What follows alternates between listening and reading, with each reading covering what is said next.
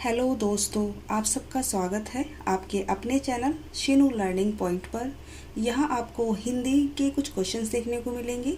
इसी तरह की ज्ञानवर्धक वीडियो में डेली जो है अपलोड कर रही हूँ। अगर आपने अभी तक मेरे चैनल को सब्सक्राइब नहीं किया है और आपने वीडियो नहीं देखी तो आप मेरे चैनल पर जाकर देख सकते हैं। तो चलिए, हमारा पहला प्रश्न है, अलंकार के कितने भेद होते हैं? तो हमें यहाँ 4 विकल्प दिए गए हैं। इन विकल्प में से हमारा बी जो है सही उत्तर होगा। अलंकार कितने प्रकार के होते हैं? 3 प्रकार के, शब्दालंकार, अर्थालंकार, उभय अलंकार। तो अब हम यहाँ पर अलंकार का शाब्दिक अर्थ जान लेते हैं कि अलंकार होते क्या हैं। तो अलंकार का शाब्दिक अर्थ होता है आभूषण। जिस प्रकार एक स्त्री की शोभा आभूषणों से होती है, उसी प्रकार काव्य की शोभा अलंकार से होती है। अलंकार 2 शब्दों से मिलकर बना है, अलम प्लस कार।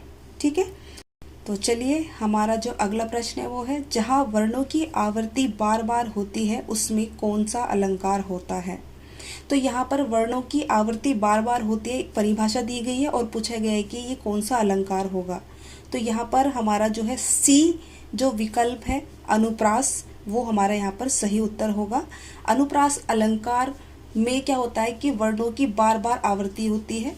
इसे यहाँ पर हम अच्छे से समझें तो अनुप्रास जो है 2 शब्दों से मिलकर बना है, अनु प्लस प्रास, जहाँ पर अनु का अर्थ है बार बार और प्रास का अर्थ है वर्ण से।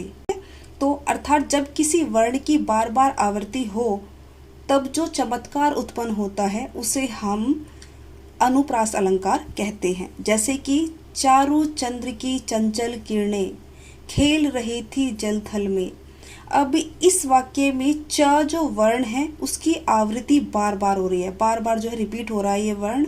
तो इस वाक्य को सुनने में कितना ज़्यादा अच्छा लग रहा है और ये जो वाक्य है कितना सुंदर लग रहा है। तो यहाँ पर जो च वर्ण है वो इस वाक्य की सुंदरता को बढ़ा रहा है। चलिए, हमारा अगला प्रश्न है, ज्वलन का तद्भव शब्द है। ज्वलन का तद्भव शब्द क्या होगा? तो वह होगा जलना। यहाँ पर विकल्प डी जो है सही होगा।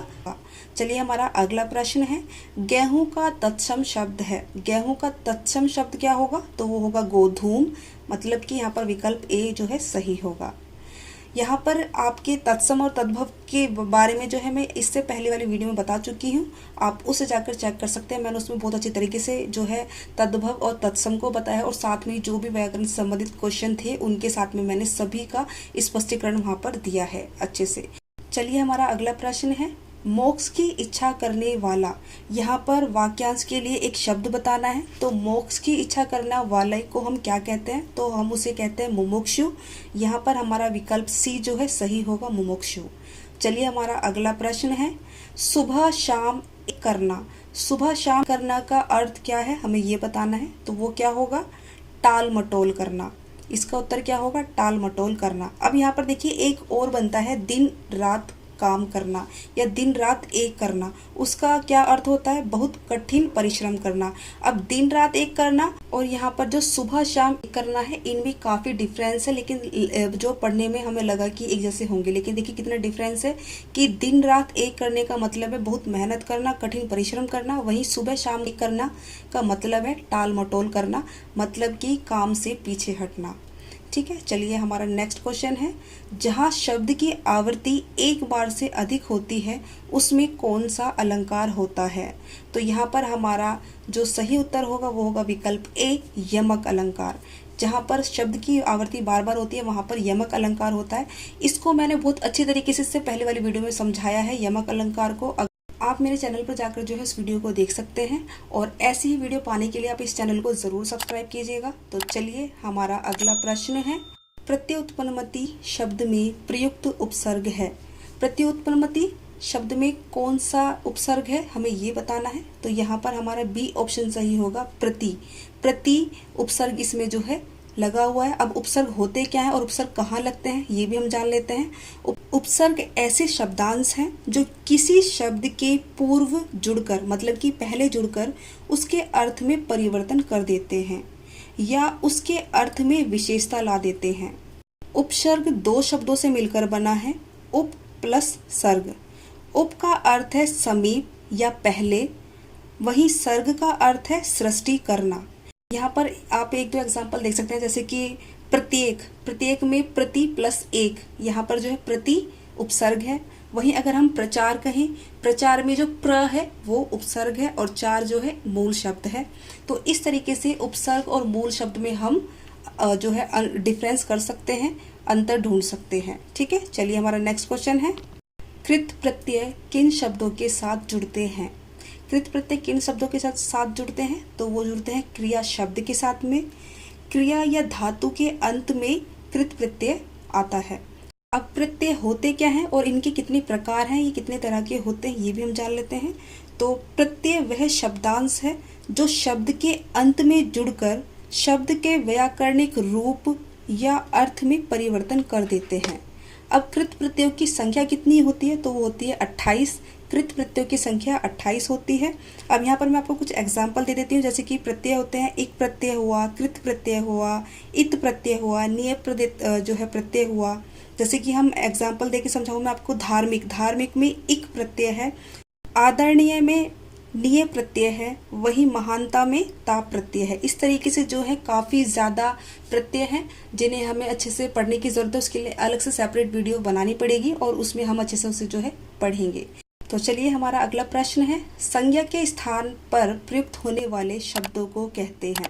ये देखिए बहुत सिंपल सा इसका आंसर है, ये तो पहली दूसरी क्लास के बच्चे भी आजकल जानते हैं। तो इसका हमारा उत्तर होगा सर्वनाम। चलिए हमारा अगला प्रश्न है, क्रिया विशेषण का उदाहरण है। क्रिया विशेषण का उदाहरण कौन सा है? तो वो है धीरे धीरे। धीरे धीरे शब्द जो है क्रिया विशेषण का उदाहरण है। अब क्रिया विशेषण होते क्या हैं, अब हम ये भी देख लेते हैं। तो जिन शब्दों से क्रिया की विशेषता का पता चलता है उन्हें हम क्रिया विशेषण कहते हैं। जैसे कि यहाँ, वहाँ, अभी, ऐसे, बहुत, बड़ा, धीरे धीरे। तो ये सब क्या है? ये क्रिया विशेषण के एग्जाम्पल थे, उदाहरण थे। अब इस क्रिया विशेषण शब्द को हम एक वाक्य में प्रयोग करके देखते हैं। जैसे कि मैं बोलूँ, ये राम बहुत धीरे धीरे चलता है। अब यहाँ पर चलता क्या है? वो है क्रिया, और धीरे धीरे क्या है? क्रिया विशेषण। मतलब क्रिया की विशेषता बता रहा है कि श्याम जो है या राम जो है वो धीरे धीरे चलता है। तो यहाँ पर चलना तो क्रिया है, लेकिन धीरे धीरे क्या है? उसकी विशेषता है।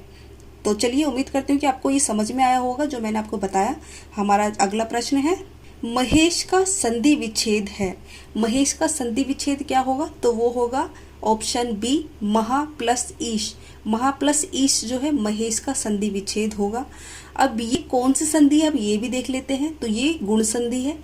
गुण संधि होती क्या है, अब हम ये भी देख लेते हैं। गुण संधि में अ और आ के बाद छोटी ई या बड़ी ई या फिर उ या बड़ा उ आए, तो दोनों के मिलने से क्रम से या तो छोटा ए बनेगा या छोटा ओ होगा। तो इस तरीके से जो है रमेश बनेगा। जैसे कि यहाँ पर आप देख सकते हैं कि यहाँ पर जो पहला शब्द है उसमें आ रहा है और जो दूसरा शब्द है उसके आगे जो है ई आ रहा है। तो इन दोनों की मेल से क्या बना? छोटा ए बना। ठीक है, तो यहाँ पर क्या होगा? गुण संधि होगा। चलिए हमारा अगला प्रश्न है, महोष्ण में कौन सी संधि है? महोष्ण में कौन सी संधि हमें ये बताना है। तो यहाँ पर कौन सी संधि होगी? गुण संधि। जैसे कि मैंने अभी आपको आगे समझाया था। तो यहाँ पर इसका अगर हम संधि विच्छेद करें तो वो क्या होगा? महा प्लस उष्ण। महा प्लस उष्ण से मिलकर बना है महोष्ण। महोष्ण जो है गुण संधि का एक उदाहरण है। चलिए हमारा अगला प्रश्न है, दिए गए शब्दों में भिन्न अर्थ वाला शब्द है।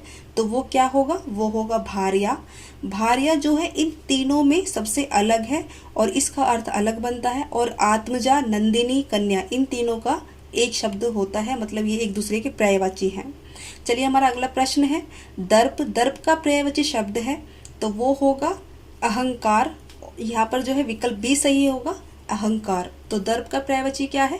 अहंकार। तो चलिए यहाँ पर ये जो सारे प्रश्न थे मैंने आपको भली भांति समझाने की कोशिश की है। अगर आपको कोई भी दिक्कत हो, कोई भी क्वेरीज आपकी हो तो आप मुझसे कमेंट बॉक्स में पूछ सकते हैं। कमेंट करके आप मुझसे पूछ सकते हैं जो भी आपको पूछना है, मैं आपके हर प्रश्न का उत्तर करूंगी। उम्मीद करती हूँ कि आपको ये वीडियो पसंद आई होगी और आप इसी तरीके से मेरे साथ जुड़े रहेंगे और मैं आपके लिए इस तरीके से जो है वीडियो लेकर आती रहूँगी।